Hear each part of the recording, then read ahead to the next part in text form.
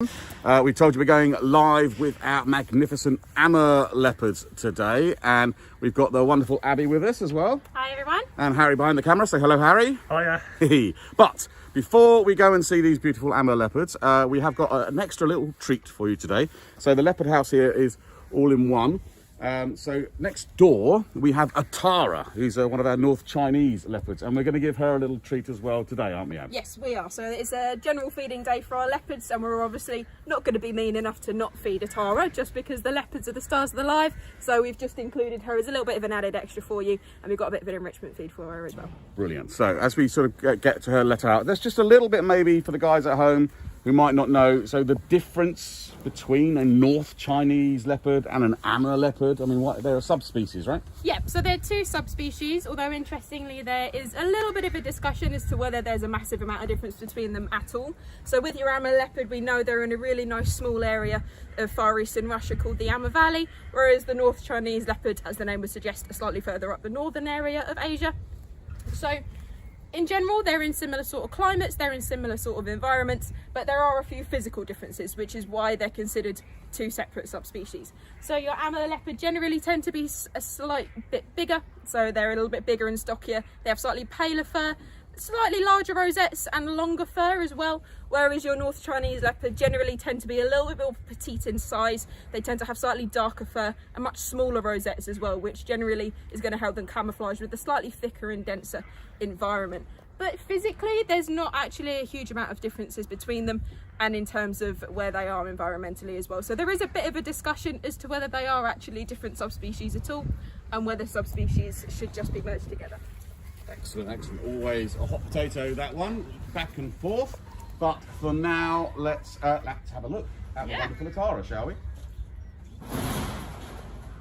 Here she is. So, Abby, what have we got for Atara today? First things first, she's obviously going to let us know she's not massively happy about us watching her get her food. So this is just a simple warning for us to say, keep your distance. I know that my food is out here somewhere. Now Atara has a nice chunk of horse meat hidden up in this barrel, up on this upright post just here. So it's a really nice way for us to get her muscles working. So she'll generally go and do a little walk around, see if she can find it first off. She won't necessarily know that it's in there straight away. She's going to have to go and look for it. Yeah, so she's just checking us out, making sure we're not stealing her food. She knows where it is, having a quick look up there.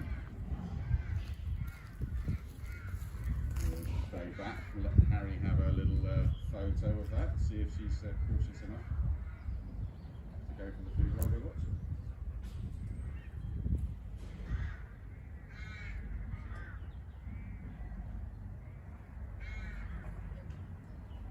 So this sort of behaviour, Abby, in the wild, you sort of see this, not maybe this aggressive of getting rid of us, but also maybe just that cautiousness if there were other animals around, other predators, because although they are obviously an apex predator, but they live around other big predators as well. So it's just a little bit more aggressive and cautious because they might compete for food, right? Absolutely, yeah. So you generally find leopards are a little bit more feisty, much more assertive, and they like to be a little bit more wary and cautious around food. So this is why she's displaying this behaviour to us. Now, she knows we're not a threat to her. She's been here for many, many years. She knows the drill. This is just her way of warning us. Same way she would potentially if another leopard or another predator came along out in the wild. So as you said, they're not the biggest predator. In their natural environment, they will have things like tigers that are much bigger than them and much stronger, and what we would consider to be a predator in that particular environment. There you go. And there you go. That didn't take her very long at all. So it's just a little way to get her brain testing, a little way to get her some physical exercise and keep her nice and fit and healthy. I will admit I expected it to take her a little bit longer than that. I was hoping that would be a little bit more difficult. I think she probably spent more time warning us that she was going to be climbing up there, but as soon as she got that, she's gone. And again, she'll take that away. Again, natural behaviour, she would sort of go off and hide it and potentially hide it up in a tree somewhere or do something with it. So. Yeah, absolutely. Stereotypically, leopards like to be slightly higher up where they're slightly more protected from those larger predators. So she's gone and tucked herself away in a nice long hedge of bushes over there So I can just about see her tail peeking out from here where she's eating now, or sometimes she'll take it up onto the nice high platforms. So it does kind of just depend where she feels like taking it, but generally she'll take it somewhere where she feels nice and protected. Great. Okay. Let's move on. We've got some Amur leopards to say. So it's interesting you talk about the North Chinese and Amurs, the difference, and obviously both sort of under threat. But I guess with the Amur leopard in particular, I mean, these are the most critically endangered cat. I mean, as rare as a terbium, you know, you don't find an element like that, and you don't find these sort of cats out in the environment. What's the sort of numbers we're looking at now, Abs, with these cats? So the numbers out in the wild at the moment, we estimate to be around 150. So there really aren't that many at all. Just sort of 20, 30 years ago, they were down in the double figures. So there are around 25 to 30 individuals. So they are so very critically endangered. And that is why that small population in the Amur Valley at the moment is so critical and so important, and why we want to make sure we're protecting that as much as we possibly can. Yeah, amazing. And that's obviously where we would be looking hopefully in the future to be part of a relocation program, which is very exciting. Long time off probably for us, but still part of the big plan. So we have got two Amur leopards, Zizi and Atara. So who are we going to see first, Abs? So first up we have Zizi. She is 16 years old, and she is our female Amur leopard. So we've got another enrichment feed for her here. We've got it hung up nice and tightly for her, so it's not too high. She is getting a little bit older, so we don't want to be working her too hard. We don't want to be making it too difficult to avoid any sort of injury as she's getting on the slightly older side now, but we still want to make sure we're giving them exercise where it's needed. So this is not too difficult, but it's also not really easy, so it should hopefully be a nice in between for her. And just so the guys at home, we have let Zizi out. She's a cat, so she's gone the other way completely. And she's just, I think, exploring next door to see if she can find the food that way. And obviously it's not next to us annoying humans over this side, so she's hoping maybe it's over there. But I can see her just through exploring a little bit, so hopefully we will see her come through this side. Whilst we're waiting, just to remind you guys out there, we're still running the competition for you to be on the camera, to come here and win a 2-day stay overnight and have an amazing experience testing out all of the things that we do here at the Big Cat Sanctuary, with all our experiences, and getting that on film so you have an amazing memory to take away with you. It's great support on that, but it's still running up to the beginning of May, so you've still got a chance to enter in that and win that fabulous prize. But also, mentioned before, our members days, we're going to launch those, but you have to be a member to get that notification. So if you want to find out when those members days are coming out, sign up to membership, and hopefully in the next week or so we'll be releasing those dates, which will be one of the first opportunities to come here and see some of the changes that have happened whilst we've been shut down, but also see our magnificent cats, of course. Speaking of which, here comes the lady herself. Zizi coming through.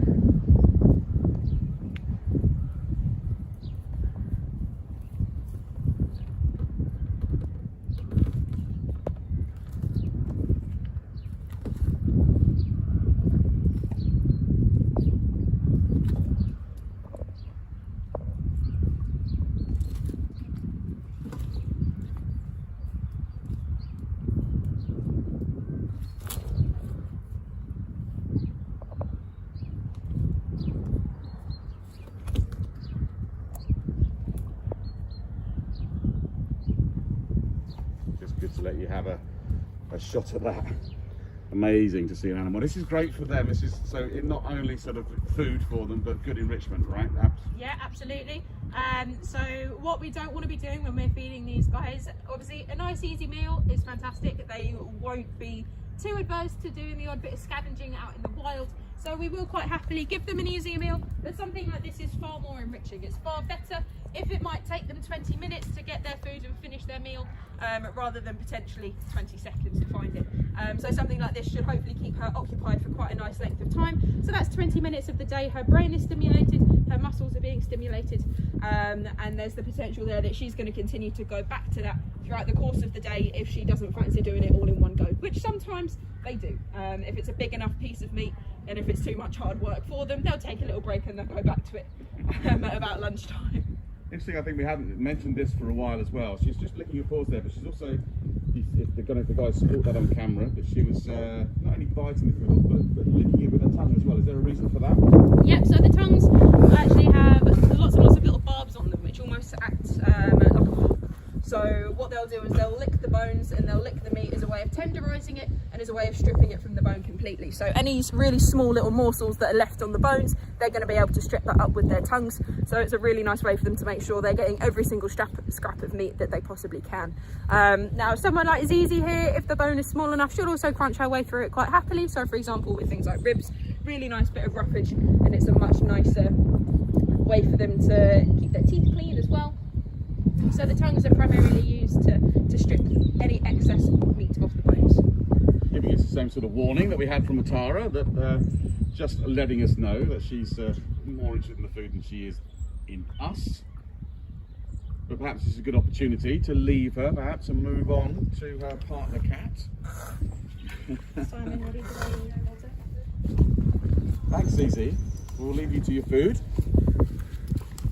There she goes hang. We'll just get a quick shot of her getting back up again. Now we've moved on slightly. Yeah, so the way she's utilising it here and the way she's doing exercise here, what we could have done is we could have hung it up to one of the taller beams. However, this is actually going to be much more of a workout for her legs and for her abdominal muscles, because she's going to have to keep herself balanced up on her back legs like that. Whereas if we'd hung it up to something like a vertical round, like you can see in her enclosure here, she very easily could have just leaned on it and it wouldn't have been a massive workout at all. So something like this is a really nice way to keep them nice and lean. Amazing to see. Thank you, Abs.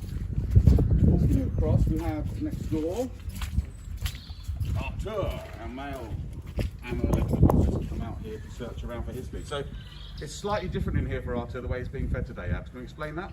Yep, so we've seen a nice barrel feed with Atara, we've seen Zizi with our food hanging up, but another thing that's also really, really good and fantastic for these cats is a scatter feed.